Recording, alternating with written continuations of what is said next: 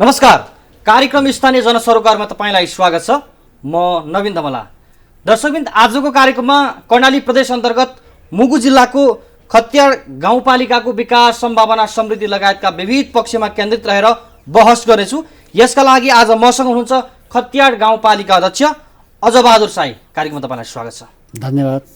अब यो खत्यार गाउँपालिकाको विकास र समृद्धिका लागि कस्तो नीति कार्यक्रम लिएर आउनुभयो अध्यक्ष तपाईहरुले? हामीले खत्यार गाउँपालिकालाई समृद्धि बनाउनको निम्ति एक नम्बरमा मैले अहिले यो बजेटमा त विद्युत, दोस्रो नम्बरमा बाटो, तेस्रो नम्बरमा स्वास्थ्य, त्यसपछि कृषि क्षेत्रबाट सम्भावना देखेको छु मैले। खत्यार गाउँपालिकालाई त्यहाँको बेरोजगारीलाई रोजगारी गराउनको निमित्त मुख्यतः कृषि अन्तर्गत पशुपालन, त्यसपछि फलफुलमा स्याउ खेतीदेखि लिएर हाम्रो कागती केरासम्मको खेती गर्न सकिने पर्याप्त ठाउँ छ हामीसँग। तरकारी खेतीको कुरा गर्नुपर्दा हामीले माथिल्लो बेल्ट जुन हिमाली बेल्ट छ त्यसमा पनि तरकारी खेती गर्न सक्छौँ र हामीले तलको बेल्टमा तरकारी खेती गर्न सक्छौँ। मैले एक नम्बरमा अहिले कृषि क्षेत्रलाई अलिकति बढी फोकस गर्नु भएको छ। एकदम बढीभन्दा बढी मैले फोकस। तपाईले नीति कार्यक्रममा कति करोड बजेट ल्याउनु भयो? मैले नीति कार्यक्रममा 54 करोडको बजेट ल्याएको छु मैले अहिले। तपाईँ आएपछि गाउँपालिकाको समृद्धिका लागि नयाँ नीति त्यस्तो के ल्याउनु भयो? मैले अहिले नयाँ नीति भनेको त मुख्यतः कृषिलाई नै हामीले कृषिबाट आत्मनिर्भर स्वरोजगार गर्न सकिन्छ भन्ने किसिम म पूर्ण विश्वस्त छु। म पनि आफै पनि त्योभन्दा पहिले जुन अब गाउँपालिकामा नआउँदै अगाडि पनि मैले आफै पनि खत्यारलाई व्यवस्थित गर्नको निम्ति, स्वरोजगार गर्नको निम्ति मैले आफै पनि कृषि क्षेत्रमा काममा लागेको थिएँ। मैले नर्सरी बनाएको छु। मैले लगभग 350 बिरुवा त मैले आफै कागतीको ठुलो फर्म बनाएको छु मैले आफै। मैले एक सिजनमा असारको सिजनमा मैले एक पटक मैले गाउँपालिकालाई र त्यहाँको सङ्घ संस्थालाई 10 लाख बराबरको मैले नर्सरीबाट बिरुवा उत्पादन गरेर दिने गर्थेँ मैले पहिले। त्यो ठाउँमा समय परिस्थिति अनुसारको जुन माटो सुहाउँदो बिरुवाहरू उत्पादन गर्थेँ मैले। बाँसको बिरुवा उत्पादन गर्थेँ मैले, कागतीको बिरुवा उत्पादन गर्थेँ मैले, रिठाको बिरुवा उत्पादन गर्थेँ मैले डाले घाँसका बिरुवा उत्पादन गर्थेँ मैले। मेरो नर्सरी छ, मेरो नर्सरी फर्म नै दर्ता गराएको छु मैले, पहिला गर्थेँ। अहिले म आफै गाउँपालिका अध्यक्ष भएर आइसकेपछि मैले त्यो सबै कुराहरू किसानलाई, त्यहाँको जनतालाई जोडेर त्यहाँको युवाहरूलाई, युवतीहरूलाई त्यो वातावरण बनाउनुपर्छ भन्ने किसिमको प्रमुख प्रायोरिटी मैले कृषिमा जोड दिएको छु मैले अहिले। त्यसमा पनि भेडा बाख्रा पाल्ने मान्छेहरू तमाम छन् हामीसँग। ती बिचराहरू कस्तो स्थिति छ भन्नुहुन्छ भने भेडा पालेका हुन्छन्, उनीहरूले समयमा खाना खान पाएका छैनन्, बस्ने ठाउँ पाएका छैनन्। तिनीहरूलाई समेत पनि मैले अहिलेको कृषि कार्यक्रममा के ल्याएको छु भने अब त्यो भेडीवालाहरूलाई 50 भेडाभन्दा माथि पाल्नेहरूलाई मैले अनुदान दिने भनेर मैले त्यो एउटा घोषणा गरेको छु। मैले त्यो कार्यविधि बनाउँदैछु म अहिले। कस्तो खालको अनुदान पाउँछ? अब उनीहरूले 50 भेडा पालेपछि अनि उनीहरूलाई मैले प्रत्यक्ष नगद नै अनुदान दिने, उनीहरूलाई पहिल्यै नदिने। ल 50 भेडा पाला भनेर नदिने, पालिसकेको मान्छेलाई मैले अनुदान दिने भन्ने किसिम प्लान बनाएको छु मैले। जस्तै 100 बिरुवा स्याउको बिरुवा लगाएको किसान छ भने किसानलाई मैले अब त्यस्तो अहिले जस्तै भत्ता दिइरहेछ, अहिले स्थानीय भत्ता दिएको छ, त्यस्तै गरेर मैले उनीहरूलाई प्रोत्साहन भत्ता दिने भनेको छु मैले किसानहरूलाई। त्यहाँ 100 बिरुवा कागतीको बिरुवा लगाउने किसानलाई 5 वर्षको अघिल्लो स्थानीय तहमा पनि मुलुकभरि नै कृषिका लागि प्रशस्त बजेट छुट्यो। कृषि प्रधान देश हो, तर यो विडम्बना मुलुकमा अरबौंको खाद्यान्न भित्रिन्छ। तपाईलाई पनि थाहा छ यो, एकदम थाहा छ। अब जस्तो तपाईकै यो मुगुकै कुरा गर्नुहुन्छ भने प्रशस्त हामी आत्मनिर्भर बन्छौँ भन्नुभएको छ। अहिले पनि इन्डियामा उत्पादन भएको उपजहरू तपाईँको गाउँमा हाम्रोतिर त लगभग गएको छैन। हामी त त्यो राम्रो प्रशस्त नभएको कारण पनि छ नि त। त्यो सडक सञ्जाल पनि हाम्रो त अब प्रशस्त छैन। हामी अलिकति विकट नै छौँ अहिले। हामी सडक सञ्जालमा जोड्न खोज्दैछौँ त्यहाँ गाउँपालिकालाई। राज्यले रकम खर्च गरेछ कृषिका लागि, तर अरबौंको बजेट भित्रिरहेको छ। मैले के भने नीतिमा तपाईहरु ल्याउनु भयो, बजेटमा ल्याउनु भयो, भोलि के हुन्छ भने उत्पादन हुँदैन, हैन, बजार व्यवस्थापन हुँदैन। आफै कृषकको चाहिँ नि एउटा कृषि क्षेत्रको लामो अनुभव लिनु भएको छ। यो त स्वीकार गर्नुहुन्छ नि। स्थानीय तहले अब नागरिकले उत्पादन गरेको उपज चाहिँ बजारमा लानका लागि कसरी सहयोग गर्छ? एकछिन म यसको लागि म तपाईसँग प्रश्न के पारौँ भने खत्यार गाउँपालिका आफैमा आत्मनिर्भर गाउँपालिका हो। आफैमा आत्मनिर्भर गाउँपालिका हो, परनिर्भर होइन यो। हामीसँग जग्गा पर्याप्त छ। अहिले अधिकांश हाम्रा गाउँघरका युवाहरू, युवतीहरू अध्ययनको नामबाट अनि रोजगारको नामबाट गाउँपालिका छोडेका छन्। जग्गा जमिन बाँझो हुँदै गइरहेका छन्। चिन्ता छ हामीलाई, यो चिन्ता छ। यसैको निम्ति मैले अहिले गाउँपालिकामा के नीति ल्याउँदैछु भने बाँझो जग्गा किन बाँझो रह्यो यो प्रत्यक्ष किसानसँग मैले सोध्दैछु अहिले। किन, के कारणले तपाईँ नसकेर हो कि तपाईँसँग जनशक्ति नभएर हो कि भनेर म सोध्दैछु त्यहाँ। अब तपाईँ यदि त्यो तपाईँले जनशक्ति नभएर तपाईँले कमाउन सक्नुभएको जग्गा होइन भने गाउँपालिकाले तपाईँ हस्तान्तरण गर्नुहोस्, हामी गाउँपालिकाबाट जनशक्ति तयारी गरेर पनि हामी त्यो जग्गालाई हामीले खेतीयोग्य बनाउँछौँ भनेर मैले त्यो व्यवस्था पनि गर्न खोजिरहेको छु। अर्को कुरा के छ भने जस्तै अहिले राज्यबाट अरबौँ रुपियाँ कृषि क्षेत्रमा लगानी भएको छ, पहुँचमा हाम्रो पहुँचमा पुगेको छैन, देखिएको छैन, हाम्रो पहुँचमा पुगेको छैन। यो कुरा सेटिङ मिलाएर कतिखेर कहाँबाट खाइसक्छन् थाहा छैन। एकदम तपाईँले सही कुरा गर्नुभएको छ। म यसमा पनि म सहमत के छु भने हामी कर्णाली प्रदेश, त्यसमा त अझ भन्नुपर्दा मुगु जिल्ला त केन्द्रको सन्दर्भमा यो एकदमै दिमागबाट डिलिट भएको जिल्ला जस्तो लाग्छ मलाई। केन्द्रका नेताहरूसँग यसरी भन्ने गर्छु म जहिले पनि। अब कर्णाली अञ्चल भनिन्थ्यो पहिला, जुम्ला, हुम्ला, कालीकोट, डोल्पा भन्थे, मुगु नै भुल्ने गर्थे क्या त्यहाँ। जस्तै नेपालकै सबभन्दा ठुलो ताल रारा हो, त्यस्तो कि तपाईँको लगभग 3200-3300 मिटरको अग्लाइमा बसेको छ त्यो रारा ताल। त्यो तालमा माछा छन्, त्यो यतिसम्मको सामाजिक महत्त्वको ताल हो त्यो ठाउँमा। अब विदेशीहरू स्वदेशीहरू त लाइन लाग्नु पर्थ्यो, सरकारले त्यहाँ ध्यान पुर्याएको छैन, तालको ध्यान पुर्याएको छैन, त्यति व्यवस्थित गरेको छैन त्यहाँ।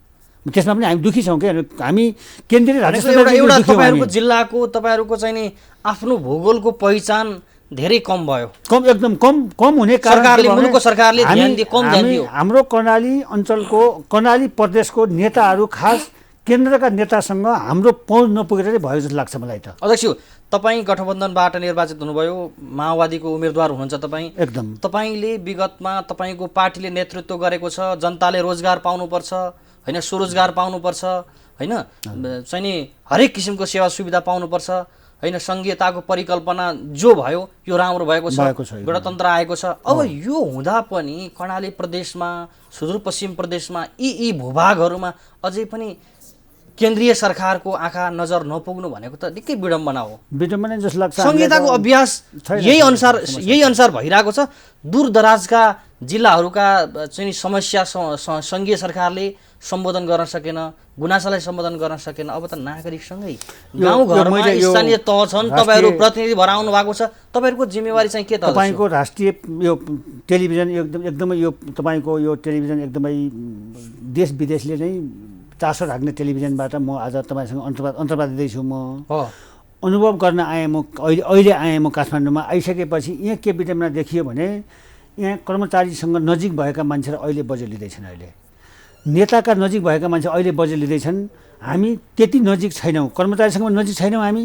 कर्णाली प्रदेश त राज्य सत्तासँग त्यति ठुलो माथि पहुँचमा पुगेका हामीसँग कर्मचारी पनि छैनन्, नेता पनि छैनन्। त्यो भएको नाताले हामी कर्णाली प्रदेशमा बजेटको हिसाबले भन्नुपर्दा हेर्नुहोस् एकदम न्यून बजेट भने पनि हुन्छ। त्यो अनिवार्य दिने बजेट भएर मात्रै गएको छ त्यहाँ। त्यस्तो हिसाबले सोच्ने भने हेर्नुहोस्, म त प्रत्यक्ष म गाउँपालिका अध्यक्ष भए पनि के मानेमा तपाईँसँग प्रश्न पार्न चाहन्छु भने यो हामी यो तपाईँको टेलिभिजन मार्फत काठमाडौँमा केन्द्रित मान्छेहरूले, काठमाडौँमा भएका अब जुन ठुला बडा नेताहरूले आफ्नो जिल्लाहरूमा अरबौँ बजेट खन्याएका छन्। कर्णाली प्रदेशको सन्दर्भमा त्यस्तो छैन। तपाईँलाई म तपाईँकै पार्टी यो नेकपा माओवादी केन्द्रको प्रतिनिधित्व गरेर मुख्यमन्त्री बन्नुभयो होइन, लामो समय काम गर्नुभयो होइन, कर्णाली प्रदेशको विकास र समृद्धिका लागि करोडौँ बजेट बने, नीति कार्यक्रममा प्रदेश सरकारले थुप्रै योजनाहरू पनि बनाए, थुप्रै योजना पनि बनाए। अब हामी केन्द्रको सरकारलाई दोष दिन्छौँ कि प्रदेशको सरकारलाई दोष दिन्छौँ कि यो गठबन्धन तपाईँहरूको पार्टी पनि एकता भयो होइन, बहुमतको सरकार बन्यो, तपाईँकै पार्टीको प्रतिनिधित्व गरेर मुख्यमन्त्री बन्नुभयो। अब यसमा दोष कसको? जनताले निर्वाचित गरेर पठाए, तपाईँ पनि एउटा जनप्रतिनिधि हो। तपाईँ आफै भनिदिनुहोस् न, यो कर्णालीको विकासका लागि लाग्नुपर्ने को? अब हामी आफै हो, हामी आफै लाग्नुपर्ने भइहाल्यो। अब यसमा लाग्नुपर्ने भइहाल्यो। अब सङ्घीयताका कुरा गऱ्यौँ हामीले, सङ्घीयतालाई अब यहाँ के भइदियो भने सङ्घीयतालाई खिचडी पकाउने जस्तो बनाइदियो कि। हेर्नुहोस्, सङ्घीयतालाई लागू गर्ने क्रममा पनि देशमा दुईवटा चिज देखा पर्न लाग्यो। एउटाले सङ्घीयता ठिक छैन भन्ने, एउटा ठिक छ भन्ने परिस्थिति सिर्जना अहिले पनि भइराखेकै छ। प्रदेश सरकार हुनुहुन्न भन्ने पनि एकातिर लागेकै छन् मान्छेहरू। हामी के भन्छौँ भने अहिले जस्तै महेन्द्रबहादुर शाहीले ट्र्याक ओपन गर्नुभएको छ, हामी उहाँलाई धन्यवाद दिन चाहन्छौँ। कर्णालीको 10वटा जिल्लामा सबै जिल्लामा एकरूपताका साथ विकास गर्नुपर्छ, सबै ठाउँमा अगाडि बढ्नुपर्छ भन्ने करिडोर बनेको छ। उहाँले त्यो एउटा त्यो बनाउनु भएको छ, त्यो त्यस्तो किसिमको फाइल बनाउनु भएको छ, उहाँले प्रोफाइल बनाउनु भएको छ उहाँले। त्यसमा हामी उहाँलाई धन्यवाद दिन चाहन्छौँ। हामी अहिले हामी त्यसमा खुसी छौँ। हामी गाउँपालिकाको समृद्धिका लागि तपाईँले ल्याएको नीति कार्यक्रम र बजेटले केही टेवा पुर्याउँछ अध्यक्ष?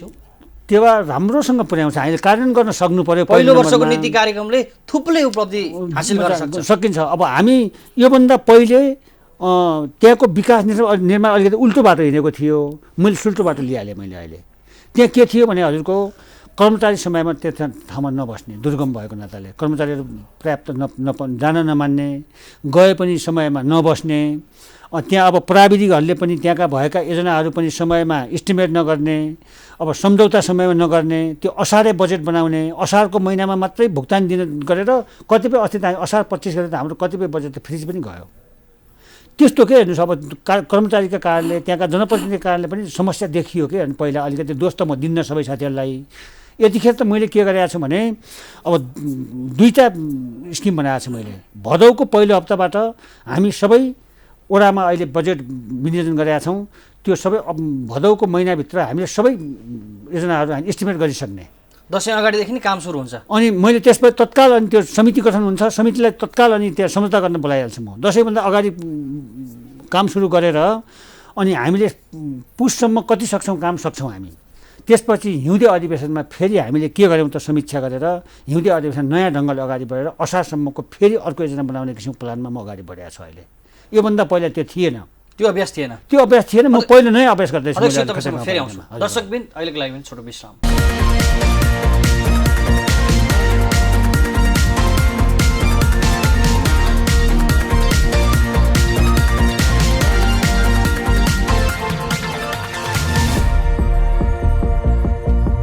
विश्रामपछि पुनः स्वागत छ तपाईँलाई। धन्यवाद। अब अध्यक्ष यो सिंहदरबारको अधिकार नागरिकको घर दैलोमा भन्ने छ होइन। सिंहदरबार यो चाहिँ नि सरकारसँग, सरकारको ढोकासम्म आइपुग्नलाई अब बाहिरी जिल्लाहरूबाट धेरै दिन लाग्छ। सिंहदरबारको अधिकार साँच्चै गाउँघरमा पुग्यो? तपाईँहरू त सिंहदरबारको अधिकार गाउँमा आउनुपर्छ भनेर चाहिँ आन्दोलन गर्नुभयो, तपाईँहरू आफै प्रतिनिधि बन्नुभयो, अहिले सिंहदरबार आफै धाइरहनु भएको छ। यो विडम्बना के रहेछ मलाई बताइदिनुहोस्। यो त म सिंहदरबार काठमाडौँ त म खास गरिकन यो कुनै विकास माग्नको निम्ति कुनै केही गर्नको निम्ति हामी आएका छैनौँ। अहिले प्रत्यक्ष रूपबाट हेर्नुहोस् है, अब प्रत्यक्ष जानकारी गराउँछु तपाईँहरूलाई। हामी यहाँ आएका छैनौँ, प्रत्यक्ष सिंहदरबार गाउँमा गएकै छ। अहिले किन गएको छ भन्नुहुन्छ भने हामी खत्यार गाउँपालिकाको जनताहरू हिजो सदरमुकाम गौमरीमा जान पर्थ्यो। त्यो राष्ट्रिय निकुञ्जको बिचको बाटो थियो, जङ्गलको बाटो छ, त्यो बिचमा होटलहरू कतिपय ठाउँ पाउँदैन, कतिपय भोकै बस्नु पनि पर्ने ठाउँहरू छन् त्यहाँ। अब सदरमुकाम जान हामी छुट्यौँ। हामी अब खत्यार गाउँपालिका प्रत्यक्ष गाउँपालिका आउने भयौँ हामी अहिले। त्यो पनि एउटा सिंहदरबार गाउँमा पसेको हामीले अनुभव गरेका छौँ हामीले। अर्को कुरा, विभिन्न प्रकारका गाउँघरमा विभिन्न झैझमेलाहरू, जग्गा जमिन, विभिन्न प्रकारका मुद्दा मामिलाहरू हुने गर्थे। अहिले हामीले न्याय समिति मार्फत हामीले प्रत्यक्ष गाउँघरमा पनि एउटा वडामा अनि के अरे त्यो मेलमिलाप समिति पनि गठन गरेका छौँ हामीले। एउटा वडामा 3 सदस्यीय हामीले मेलमिलाप समिति गठन गरेका छौँ। त्यही गाउँमै मिलाओ, त्यो सकिन्न गाउँपालिकामा ल्याऊ, न्याय समितिमा हामी अनि समाधान गर्छौँ। न्याय समितिले समेत पनि समाधान गर्न सक्ने कुराहरू बल्ल हामी जिल्लातिर फर्किउँला भन्ने किसिम गर्दा अहिले कतिपय जनताहरू मुद्दा मामिलामा हामी त्यसरी अगाडि बढेको देखिँदैन। एक अर्को कुरा, विकास बजेटका कुराहरू पनि हामीले प्रत्यक्ष वडामै हामीले अधिकार दिएका छौँ। वडा अध्यक्षहरूले नै निगरानी गर्ने, अनुमोदन गर्ने, त्यहाँ अगाडि बढ्ने। बाँकी रहेका कुरा गाउँपालिका आउने कुरा भएको छ। भलै हामीहरूको त्यो ठाउँमा नेट इन्टरनेटले अलिकति समस्या बनाएको दुर्गमले गर्दाखेरि अहिले म भर्खरै यो यहाँ इन्टरभ्यू सक्ने बित्तिकै म त्यहाँ अहिले बिजुली बजार जाँदैछु। म त्यहाँ अब केन्द्रीय कार्यालयमा जाँदैछु, अब टेलिकमको। त्यहाँ गएर म एकचोटि त्यहाँ अब हाम्रो खत्यार गाउँपालिकामा 4G सञ्चालन भएको छैन, भएका ती टावरहरू पनि समयमा त्यहाँको ठेकेदारले बनाएको छैन। समस्या छन् खत्यारमा। सबै वडामा तपाईँको गाउँपालिकाभित्र 11 वडा छन्। सबै वडामा सडक सञ्जालको पहुँच पुग्न सकेको छैन, बिजुली बत्ती पुग्न सकेको छैन। बिजुली बत्ती बिना एउटा वडा बाँकी छ, परिकल्पना गर्न सकिँदैन होइन। जनताले उपचार गर्नका लागि अझै पनि स्ट्रेचर डोकामा बोकेर आउनुपर्ने बाध्यता छ। यो त विडम्बनाको कुरा हो। यस्तो छ हजुर। अनि अर्को कुरा, तपाईँको लाखौँ रकम सरकारले छुट्याउँछ औषधि वितरणका लागि।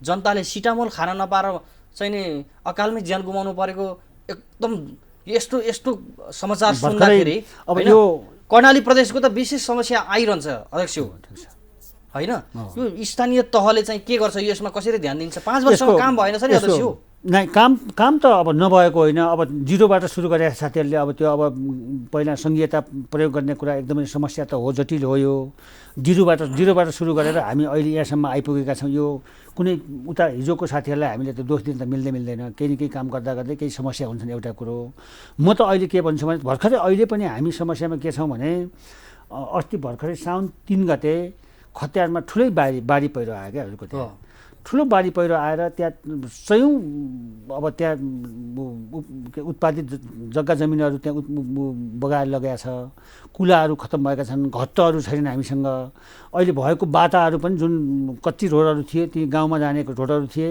ती रोडहरू पनि अहिले कतिपय खोलाहरूले बगाएर खत्तम बनाएको छ फेरि हामी अझ ती रोडहरू फेरि जिरोमा सुरु गर्नुपर्ने स्थिति सिर्जना भएको छ त्यो अहिले दैवीप्रको भनौँ न एक प्रकार त्यो भइराखेको छ अर्कोतिर एकातिर हाम्रो खत्यार गाउँपालिका 57वटा गाउँ छन् हाम्रा 57वटा गाउँ छन् टोल गाउँहरू टोलै भन्छन् भनौँ 11वटा वडामा 57वटा टोल छन् हामीसँग 57 टोलमै अब सडक त पुगेको छैन सडक सञ्जाल एउटा वडा बाहेक अब सबै वडामा त हाम्रो सडक सञ्जाल हामीले पुर्याइसकेका छौँ हामीले कच्ची भए पनि पुर्याएका छौँ त्यहाँ व्यवस्थित गर्न भलै सकेका छैनौँ हामी त्यो व्यवस्थापन गर्दैछौँ हामी त्यहाँ के भइहाल्यो भन्नुहुन्छ भने अब अहिले हेर्नुहोस् हामी फेरि अन्त दुर्गमतिर फेरि पुगिहाल्यो बाटो सारा भत्का लिइहाल्यो फेरि गाई लिनको निम्ति फेरि डोजर चलाउनु पर्यो हरेक गरेर अगाडि बढ्नुपर्ने सिर्जना भएको छ हामी विभिन्न चरणमा हाम्रो त्यस्ता किसिमको अप्ठ्याराहरू छन् बलियो भरपर्दो किसिमको अब त्यहाँ संरचना बन्दैन कि हजुरको त्यहाँ अब समयमा हाम्रो केन्द्रबाट गएको बजेट कसरी जान्छ प्रदेशबाट गएको बजेट कसरी जान्छ गाउँपालिकाको बजेट अलिकति गन्जागोल जस्तो पनि भएको छ यसको लागि पनि व्यवस्थापन गर्नुपर्ने हामी समीक्षा गर्दैछौँ यसको लागि पनि कुन ठाउँबाट बजेट गयो कसरी काम भयो भन्ने कुराहरू पनि कतिपय थाहा नहुने क्या हजुरको त्यहाँ त्यस्तो जनताले पनि थाहा पाउँदैनन् एकदमै अलि भद्रगोल पनि छ क्या हजुरको त्यो के छ भने सिस्टम छैन त्यो भनेको प्रशासनिक सेवा सुविधा प्रभावकारी भएन सुशासन मैत्री भएन सार्वजनिक सुनवाई भएन हो तपाईँको कार्यकालमा हुँदा जति सेवा भयो म अब पछि भदौको पहिलो हप्ता नै म खत्यार गाउँपालिकाको पहिलो नम्बरमा सार्वजनिक सुनवाई गर्दैछु म 1 नम्बरमा कति विकास हुन्छ कति बजेट ल्याएका छौँ एकदम क्लियर ढङ्गले म जनताको अगाडि म त्यो प्रष्टै ढङ्गले म त्यहाँ सबै आम जनतालाई बोलाएर त्यहाँका सबै बुद्धिजीवीहरूलाई बोलाएर पार्टी प्रतिनिधि बोलाएर म पहिलो नम्बरमा त्यहाँ म त्यो सार्वजनिक सुनवाई गर्दैछु म त्यो गर्दैछु अहिले जुन प्रकारको विकासहरू सञ्चालन भएका छन् मैले भनिहालेँ असारे विकासहरूलाई पुरै निरुत्साहित गरेर वर्षभरिमा जति सक्छौँ त्यति मात्रै काम गरौँ भन्ने पक्षमा जाँदैछु म अब यतिखेर शिक्षामा कसरी परिवर्तन हुन्छ गुणस्तरीय शिक्षा जनताले अपेक्षा गरेका हुन्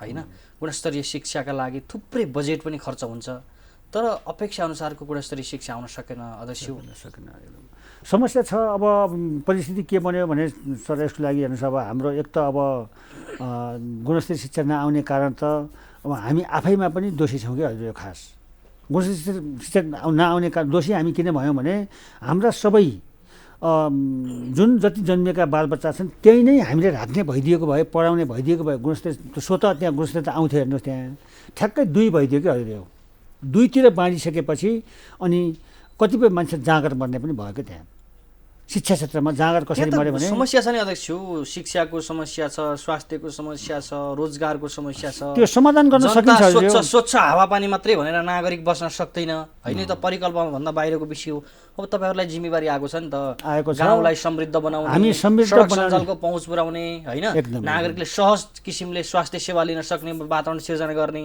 होइन स्वरोजगारको कुराहरूलाई जोड्ने यो बनाउन सक्यो भने त नागरिकहरू आफ्नो देश छोडेर आफ्नो चाहिँ नि गाउँ छोडेर आफ्नो भूमि छोडेर प्रदेशमा जान सक्दैन नि सम्भव छ फेरि त्यो जति जे तपाईँको कार्यकालमा कति परिवर्तन हुन्छ मजाले हामीले परिवर्तन गर्न सक्छौँ कार्यकालभरिमा म धेरै परिवर्तन गर्न सक्छु भन्नेमा म विश्वस्त छु म ढुक्क छु म किनभने प्रत्यक्ष प्रयोग गरेर हामी आएका हेर्नुहोस् हिजोका दिनमा हामी जुन बेला युद्धमा थियौँ त्यतिखेर के हुन्थ्यो भने हजुरको हाम्रा गाउँघरका जनताहरू हेल्थ पोस्टमा ल्याएको औषधिले सञ्चय गर्दैन भन्थे कहिलेकाहीँ हामीसँग पनि औषधि हुन्थ्यो त्यो औषधि दिँदा उहाँहरूलाई खाने बित्तिकै उतिकै सञ्चय हुन्थ्यो विश्वास त्यस्तो पनि हुँदैछ कतिपय मान्छेहरू त्यो पनि हामी बुझ्यौँ त्यो मैले महसुस भएको छ कि त्यो है तर हामी के छ भने यसको लागि म अब अभियान सञ्चालन गरेको छु मैले गाउँघरमा शिक्षा र स्वास्थ्यलाई व्यवस्थित गर्नको निम्ति अब अहिले हामीले एउटा 10 करोडको भवन बनाउँदैछौँ, स्वास्थ्य भवन 10 सय अहिले अस्पताल बनाउँदैछौँ, गाउँपालिका स्तरीय अस्पताल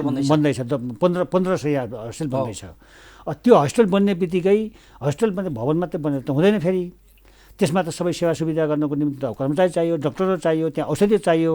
तर अहिले हामीसँग एउटा मात्रै अब स्वास्थ्य छ भनौँ न इकाइ छ त्यहाँ, त्यसैबाट पनि धेरै सुविधा पाएका छन् जनताहरूले। जस्तै एउटा कुनै ठाउँमा घटना घट्यो त्यहीँ हामीले पोस्टमार्टम त्यहीँ गर्न पाएका छौँ हामीले।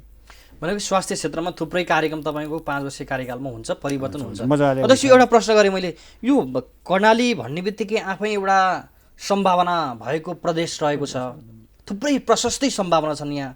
यसमा पनि मुगुमा आफै प्रशस्तै सम्भावना भएको, यहाँ थुप्रै तपाईँको यो खतियाडका कुराहरू भए, राराका कुराहरू भए, सबै विभिन्न कुराहरू छन्। प्राकृतिक स्रोत साधनले भरिपूर्ण रहेको यो जिल्ला तपाईँको गाउँपालिका खतियाडमा पर्यटनहरूलाई आकर्षण गर्नका लागि, पर्यटन मार्फत नै गाउँपालिकाको समृद्धि हासिल गर्नका लागि गाउँपालिकालाई समृद्ध बनाउने तपाईँको योजना कस्तो छ? अन्तिम प्रश्न। अब मैले त एक त म एकातिर हेर्नुहोस् यसको लागि म अभियन्ता पनि हुँ, जडीबुटीको अभियन्ता म जडीबुटीको पनि मसँग अनुभव छ हेर्नुहोस् होइन। अब प्रशस्त मात्रामा हाम्रो कर्णाली प्रदेशमा 30 लाखसम्म पर्ने जडीबुटी पनि छ हामी 1 केजीको। जस्तै उदाहरणलाई एर्चाकुममा मुगुमै पाउँछ। त्यस्तै अब विभिन्न प्रकारका 100औं प्रकारका जडीबुटीहरू हामीसँग त्यहाँ उत्पादित छन्, हामीसँग छ, जङ्गलमा छ। त्यो जडीबुटीलाई हामीले व्यवस्थित गर्न सकिरहेका छैनौँ एकातिर। त्यसलाई हामीले समयमा हामीले अनुसन्धान गर्ने, त्यसलाई हामीले व्यवस्थित गर्ने, त्यसलाई प्रशोधित गर्ने, त्यहीँ नै अब जनतालाई लगाएर खेती प्रणालीमा लैजाने, नर्सरीमा बिरुवाहरू उत्पादन गर्ने, वातावरण बनाउने भने रोजगार खोज्न बाहिर जाने स्थिति नै छैन। तर म पहिलो नम्बरमा म यो टेलिभिजन मार्फत के जानकारी गराउँछु भने कर्णालीमा त्यस्तो किसिमको सम्भावना हुँदाहुँदै पनि राधाताल त्यहीँ छ, छायानाथ त्यहीँ छ, रिमच्छा त्यहीँ छ, चन्द्रनाथ त्यहीँ छ। त्यहाँको अब उद्गम स्थल अब यो नेपाली भाषाको उद्गम थलो त त्यहीँ सिजा राज्य हो नि हजुरको त्यहाँ।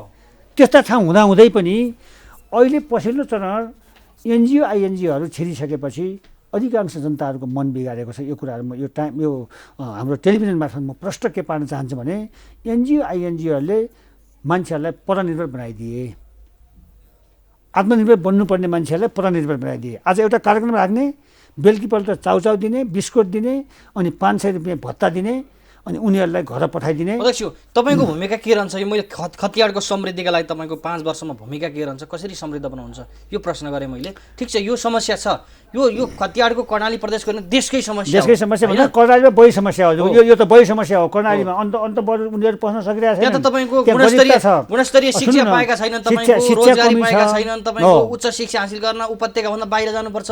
सबै नागरिकहरू उपत्यकाभन्दा के अरे आफ्नो प्रदेशभन्दा उपत्यकासम्म आउने होइन, तल चाहिँ सदरमुकामसम्म जाने सुविधा सम्पन्न सहरसम्म जान सक्ने क्षमता भएका छैनन् होइन। यो समस्याको अन्त्य कसरी गर्नुहुन्छ? मेरो अन्तिम नै मैले यसको लागि त मैले तपाईँलाई के भनिसकेँ भने हामीसँग खास गरिकन सम्पत्तिको कमी होइन, त्यहाँ मान्छे गरिब छैनन्, उनीहरूको आत्मबलले गर्दाखेरि कमजोरी जस्तो देखिएको छ। त्यहाँ यथार्थ भन्ने भने कर्णालीका जनताहरू खास गरिब छैनन्, उनीहरूसँग सम्पत्ति जति पनि छ अथाह छ। जस्तै एकजना मान्छे हाम्रो मुगुबाट काठमाडौँ आउनको निम्ति 50,000 खर्च गर्न तयारी छ, मान्छे सक्छ, सम्भव छ, त्यति छ। तर त्यहाँ के भइदियो भने हजुरको त्यही शिक्षा र स्वास्थ्यकै कुरा गऱ्यौँ नि हामीले। शिक्षा र स्वास्थ्य अलिकति व्यवस्थित नभएर कतिपय अकालमा मर्ने, कतिपय काठमाडौँ आएर उपचार गरिसक्ने भइसकेको हुँदाखेरि त्यहीँनिरबाट मान्छेहरू अब हामी यहाँ अलिक छोडौँ कि भनेर जस्तो परिस्थिति भएको छ। त्यसलाई व्यवस्थित गर्नको निम्ति हामी अब आफै जनताको बिचमा गएर साँच्चीकै अब यो नगरौँ है, हामी हाम्रै ठाउँमा हामीले आफै व्यवस्थापन गरौँ। 5 वर्षमा तपाईँको नेतृत्वमा तपाईँको सबै टिमले 11 वडाभित्रका विकास, भौतिक पूर्वाधार विकास लगायत पर्यटकीय क्षेत्रको सम्भावना उजागरदेखि पालिकाको समृद्धिका लागि निकै महत्त्वपूर्ण काम हुन्छ। एकदम हुन्छ, एकदमै। हामी नागरिकले आशा अपेक्षा गरेको र तपाईँले परिकल्पना गरे अनुसारको खतियाड गाउँपालिका समृद्ध बनाउनुहोस्। अध्यक्ष तपाईँलाई धेरै धेरै धन्यवाद। धन्यवाद। तपाईँको प्राइम टाइम टेलिभिजनले मलाई जुन प्रकारले प्रत्यक्ष रूपबाट प्रत्यक्ष प्रसारणमा तपाईँले बोलाउनु भयो, तपाईँको यो मलाई प्रसारण गर्ने साथीहरूलाई पनि धन्यवाद दिन चाहन्छु र यो तपाईँको टेलिभिजनलाई पनि धन्यवाद दिन चाहन्छु। सबै देश विदेशमा मेरो यो जुन प्रकारको आवाज सुनाइदिनु भयो, बधाई छ। दुर्गमबाट म यो ठाउँमा ल्याउने वातावरण फेरि पनि तपाईँले यस्तो किसिमको वातावरण दिनुहोला भन्ने किसिमको आशा राख्दै म थ्याङ्क यू सो मच।